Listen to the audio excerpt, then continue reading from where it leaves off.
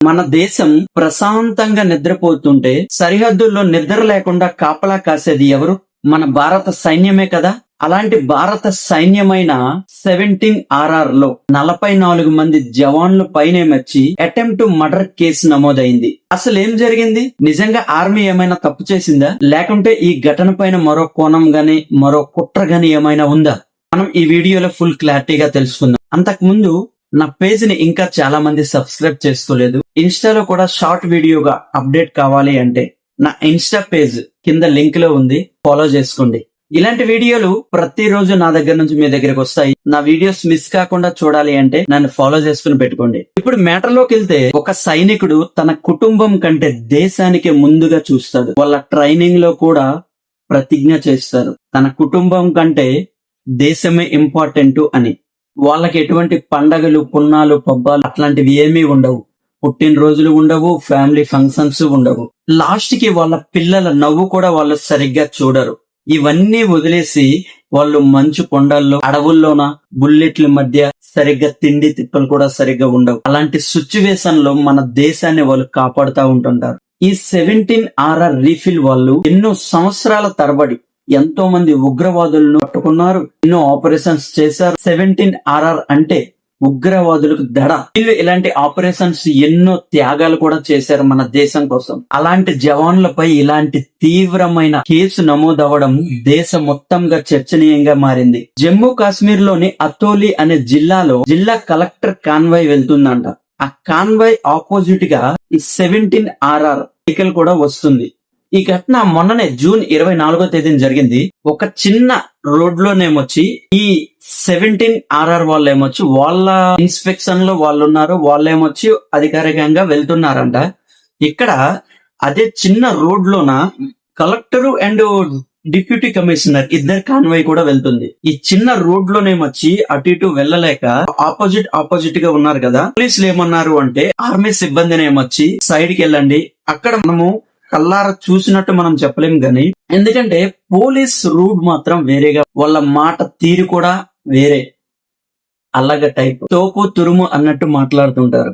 అట్లానే ఆపోజిట్ గా ఉన్న వాళ్ళు ఏమైనా తక్కువ? ఉగ్రవాదులు గుండెల్లో దడ పుట్టించే వాళ్ళు. అప్పటికి వాళ్ళు ఏమొచ్చి అక్కడ సైడ్ తీసుకోవడానికి లేదంట, కానీ వాళ్ళు బ్యాక్ కి వెళ్లారు, అప్పటికి సైడ్ ఇచ్చారంట. కానీ అక్కడ వాళ్ళ మధ్యన ఉన్న ఈ ఆర్మీ వాళ్ళకుని ఈ పోలీసులకి మధ్యన కొంచెం గట్టిగా మాటలయ్యాయి. ఆ మాటల వల్ల ఈ పోలీసులు ఏమొచ్చి ఆ ఆర్మీ వెహికల్ ని అతోలి పోలీస్ స్టేషన్ కి తీసుకుని వెళ్లిపోయారు. వాళ్ళు అక్కడ పడిన గొడవ అయితే మాత్రం స్పష్టంగా తెలియదు, ఇంకా ఎంక్వైరీలోనే ఉంది.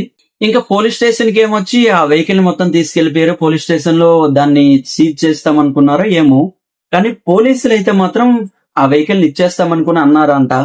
FIR లో అవన్నీ ఉన్నాయి, కానీ పోలీసుల సంగతి తెలుసు కదా, వాళ్ళకి నచ్చింది వాళ్ళు అవతలది మార్చి చెప్తారు. తలకు తోక, తోకకు తల అంటారు కదా, మీకు ఎట్లా తెలుసు కదా. అట్లానే వాళ్ళది కూడా FIR లో వాళ్ళకి నచ్చినట్టు రాస్తున్నారేమో మరి. కాకపోతే ఈలోగా కొంతమంది 17RR కి సంబంధించిన కొంతమంది, ఒక 40 మంది వరకంట ఆ అతోలి పోలీస్ స్టేషన్ కి వెళ్లి అక్కడ మరి ఏం ఘర్షణ అయిందో కూడా తెలియదు. కానీ వాళ్ళు డైరెక్ట్ గా చెప్తున్నారు ఏమనంటే, డైరెక్ట్ గా వచ్చారు చాలా మంది, ఇంకా 40 మెంబర్స్ వరకు వచ్చారు ఆర్మీ వాళ్ళు డైరెక్ట్ గా రాడ్లు అండ్ వెపన్స్ తీసుకుని వచ్చారు. పోలీస్ స్టేషన్ ని ధ్వంసం చేశారు. పోలీస్ స్టేషన్ లో ఉన్న వెహికల్స్ ని, ప్రాపర్టీని మొత్తం డ్యామేజ్ చేశారు. వాళ్ళ వెహికల్ ని తీసుకుని వెళ్లిపోయారు. ఇది FIR లో నమోదు చేశారు. అసలు నిజాలు ఇంతవరకు తెలీదు. ఇది ఆల్రెడీ ఇంకా ఎంక్వైరీలోనే ఉంది. రెండు సైడ్ నుంచి కూడా ఇది ఎంక్వైరీ జరపాలి, స్టేట్ గవర్నమెంట్, సెంట్రల్ గవర్నమెంట్. ఇది ఇక్కడ మొత్తం 44 మంది మీద ఏమొచ్చి కేసు అయితే నమోదు చేశారు. ఒక కమాండర్ ఆఫీసర్ మీద, ఒక మేజర్ మీద, ఇంకొక నాయబు సుబేదార్ మీద, ఇంకొంతమంది జవాన్ల పైన, మొత్తం 44 మంది మీద అటెంప్ట్ మర్డర్ కేసు అండ్ ఇంకా ప్రాపర్టీ డ్యామేజ్ అని, గవర్నమెంట్ అధికారుల పైన, విధుల్లో ఉన్న అధికారుల పైన ఏమొచ్చి అటాక్ చేశారని, ఇట్లా చాలా సెక్షన్ల పైన ఏమొచ్చి వీళ్ళైతే కేసు నమోదు చేశారు. ఇక్కడ పోలీసులు వాళ్ళు FIR ప్రకారంగా మనం చూసుకున్నాము. కానీ అదే విషయము ఆపోజిట్ ఎవరైతే 17RR వాళ్ళు, ఆ ఆర్మీ వాళ్ళు ఉన్నారో వాళ్ళ విషయంలో కూడా మనం తెలుసుకోవాలి. ఇక్కడ ఏంటంటే, ఒక వెహికల్ విషయంలో అండ్ ఇద్దరు అధికారుల మధ్య మాట బట్టి ఈ విషయం జరిగింది అని వాళ్ళైతే చెప్తున్నారు. ఇక ఏది నిజమో ఏది అబద్ధమో ఎంక్వైరీలో అయితే తెలుస్తుంది. ఒక విషయం మాత్రం ప్రతి భారతీయుడు గుర్తుంచుకోవాలి. మన దేశాన్ని కాపాడే భారత సైనికుడైనా, చట్టాన్ని అమలు చేసే పోలీస్ అయినా ప్రజల కోసమే పనిచేస్తారు. ఈ రెండు వ్యవస్థల మధ్య అపార్థాలు వస్తే నష్టం మన దేశానికి. అందుకే భావోద్వేగాల కంటే నిజాలు బయటికి రావడం ముఖ్యం. ఈ కేసు ఇంకా విచారణలో జరుగుతుంది.